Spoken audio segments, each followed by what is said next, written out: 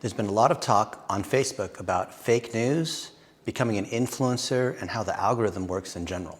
We're going to break down the factors that drive what causes posts to blow up by looking at two factors: influence and engagement.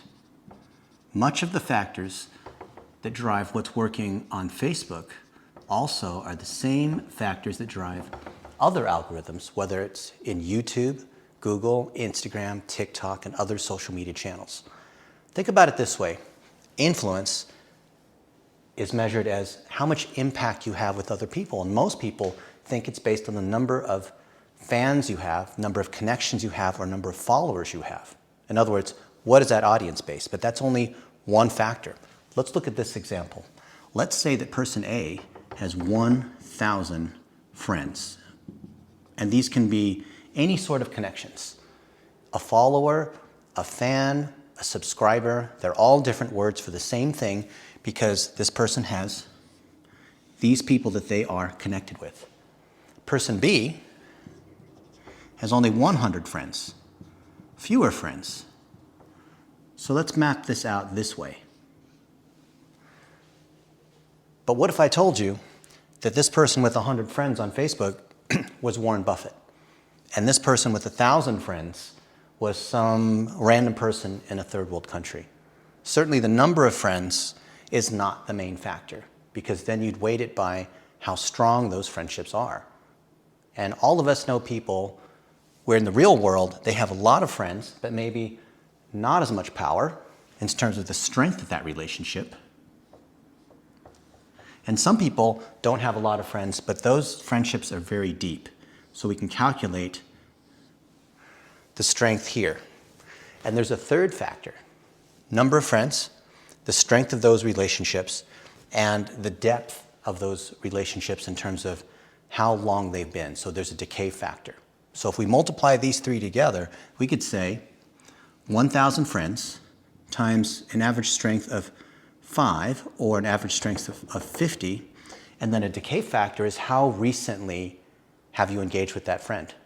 Maybe you were really influential with these 100 friends, but that was 10 years ago. Maybe you have 1,000 friends here, and they are relatively lightweight because you haven't engaged with them much, but they're very recent. And you can have any combination of these three factors that drive the amount of influence that you have. Think about it as a three-dimensional bucket. It's a square or some kind of box, and we're looking at length times width times height. So first we're looking at the number of connections you have times the strength of the connections times the depth, or we'll say the decay factor, of those relationships. So that as you, as a person, are growing your influence, you are increasing the amount of volume inside this box. But you can also measure the volume of the box for any other kind of object. It could be a Facebook page. It could be a group. It could be a Twitter account. It could be a YouTube channel. Any of these objects has a certain amount of influence because of the number of people that are connected to it, how strong those connections are based on how often you're engaging, how often these people are engaging with that particular object, and how recently they engaged. You may be familiar in the world of finance with RFM. RFM is reach, frequency, and monetary, and it shows what the value of a potential customer is. It's going to be the same thing here. Reach, frequency, and monetary. Multiply those three together, and you have the total value in terms of influence. Now let's say that someone has a lot of influence because they're an A-list celebrity. Maybe they're a movie star. Maybe they're a self-declared social media influencer. And we see that these three buckets are really high. They have 25 million followers. These followers are highly engaged, and they're continuing to post all the time so that they're keeping that fresh. Then how do we measure the linkage to engagement? Let's take a look at how this translates. Just because someone has a lot of influence doesn't mean they're going to necessarily drive a lot of engagement. You could take someone like Jake Paul, who's a social media influencer, and he's got a lot of influence when it comes to making social media videos on YouTube and Instagram and TikTok and whatnot. Think of this as potential energy. And we can drive that energy in any direction that we want. And let's say the direction is funny YouTube influencer kinds of videos. But what if Jake Paul wanted to take his influence and he wanted to do a new channel on something that he's not known for, like auto repair?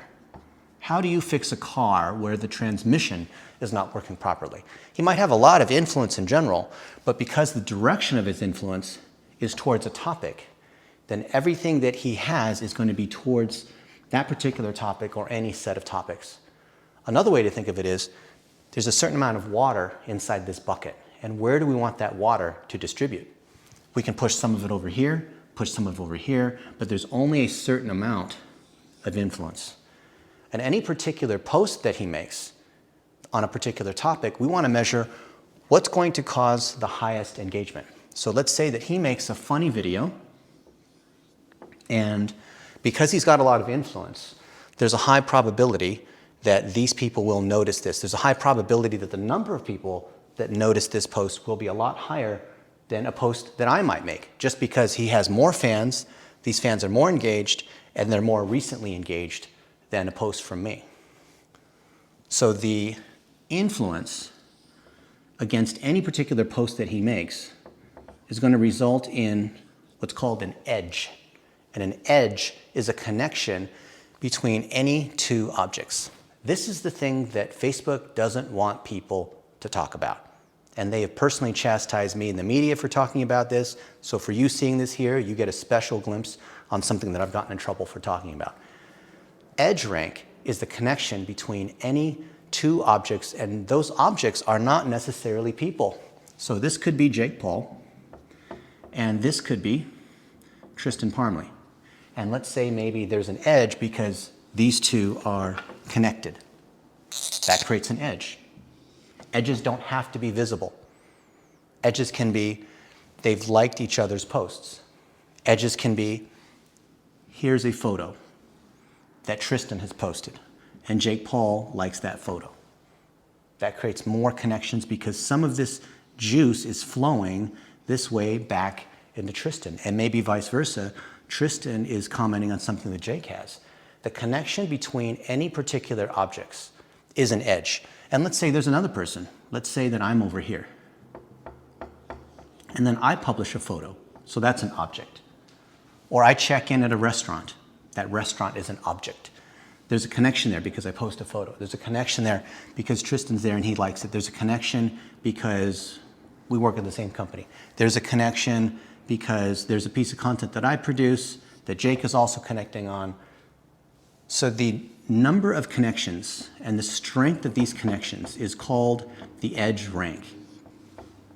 And what causes something to go viral is that usually something that has a lot of influence, it can be an object or a person, is by nature of retweeting someone else's post, sharing someone else's post, commenting on someone else's post, drives juice here, which then causes that object momentarily to have a higher edge rank than all the other objects that are near it. The thing that causes fake news to blow up is that if we have multiple people or objects that have a lot of influence power and they're promoting a particular object, temporarily this particular object has a lot of edge rank, and thus it'll stay in the top of the algorithm. It'll stay in the top of the news feed for the next hour, for the next 2 hours.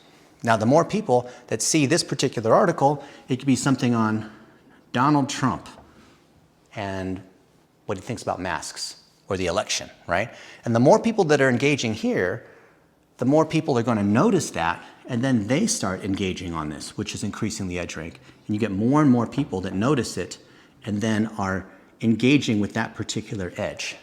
And this creates a compound avalanche cycle where the more reach, the more visible, the more visibility a particular object has, the more other people have the opportunity to engage. So the catch-22 of most businesses and most marketers is that they don't have any engagement because they're not being seen in the first place.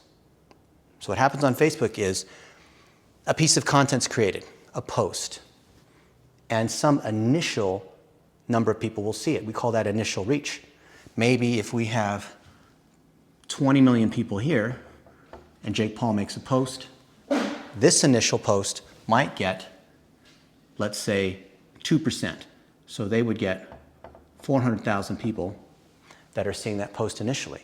Out of the 400,000 people that see the post, maybe we get 40,000 people that like it. That sends a really high signal because that's 10%. 10% engagement on 400,000 people that are seeing it. But this is only 400,000 out of this initial 20 million in the first 5 minutes. So when this signal is good, Facebook says, great, let's release a little bit more. Let's let another million people see this, and maybe that drives another 100,000 interactions. That's good. Facebook says, okay, engagement's high, let's provide even more. Then let's release another 5 million people. And the 5 million people drive another 500,000 likes or views or shares or comments against that particular post. These people drive additional reach. These 40,000 people that liked it, their friends are going to notice this. So maybe this 40,000 turns into another 800,000 and so forth, which then feeds more and more back into any one of these particular objects. The viral coefficient is the ratio between how much additional reach is driven off of the initial reach that is driven. When the viral coefficient is greater than 1, that means that we are adding more people to see it than the number of people that initially saw it, which causes the system to continue to grow. And this will continue to grow until it peters out, and then the edge rank of this particular object is so low that it doesn't show up in the newsfeed. Why? Because the people that initially started are going to be at a higher engagement rate because the algorithm, Facebook's algorithm, is going to choose the people that are most likely to want to like, share, or comment on that particular post. So in this case, we're looking at a 10% engagement rate, but maybe it goes down. It goes to, let's say, 8% and 5% and 2%. And once it gets down to a certain factor, that's the factor where it doesn't outweigh all the other objects that are in the newsfeed. So the average person who posts something might only get 2% engagement. In that case, this thing has petered out in terms of the amount of power it has. So a way to think about this is we can take a stone and we can drop it in the middle of a pond, and the waves start to emanate outwards. And as the wave gets further and further out, the height of the wave gets lower and lower. Initially, when we plunge the stone in the water, the waves might be a foot high, but then they go down lower and lower as it spreads further and further. So you're looking at the amount of power that is being dissipated around this particular object. We had a meeting at Facebook's headquarters talking with some of the people that manage the ad algorithm as well as on the organic measurements and insights team. And what they'd confirmed with us is that there are weighting factors that are very similar to this model that we have here. Over time, this may change. By the time you're seeing or reading this, the cofactors, the algorithm weighting factors in EdgeRank may adjust based on the nature of the content, based on timing, based on privacy, based on manual intervention. But one thing we do know is true. There are different weighted factors for each kind of engagement. Let's think about this. Let's say that we have 2 Facebook posts. One Facebook post, let's call this post A, and let's call this post B. Post A initially reaches 1,000 people, just to keep the numbers simple. And let's say it's the same thing for post B as 1,000 reach.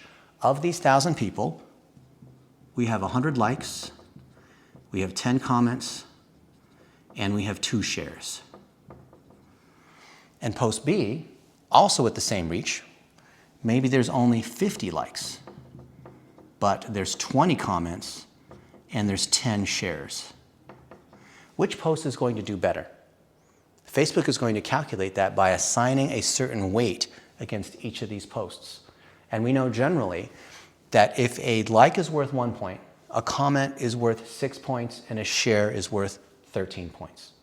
So in this case here, post B doesn't have as many likes, but because of the number of comments and shares, post B is actually a lot more powerful than post A. And thus, this post will continue to get additional viral reach. Viral reach is anything that is secondary or tertiary based on the activities of the people who initially saw that post, which will then cause it to get more likes, more comments, and more shares until eventually the engagement rate on this particular post goes so low, or the decay factor is so high that that's when the outward expanding wave of the stone in the pond starts to peter out and stop.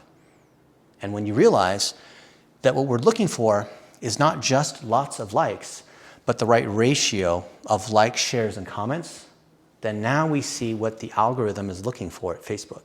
It's looking for high engagement.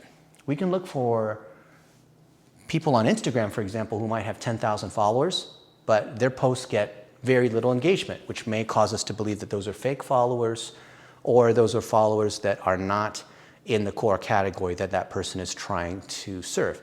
And we may also see posts that get a lot of reach and a lot of likes, but they get very few comments and shares, which is a signal that maybe it's a contest post, maybe it's incentivized in some way, or maybe it's bots that are doing it. It doesn't look natural. So Facebook, as the policeman trying to say, is this a legitimate post or not, is looking at what has a normal looking ratio of likes, shares, and comments. It certainly doesn't look normal to have a post that has 100 likes, but no comments and no shares. It may be in the text. They say, click like for a chance to win a $100 gift card. And so people will just click like because they want the $100 gift card, not because they actually like that particular post. One thing we've noticed with Facebook over the last few years is the impact of negative feedback. Negative feedback is when you have a post,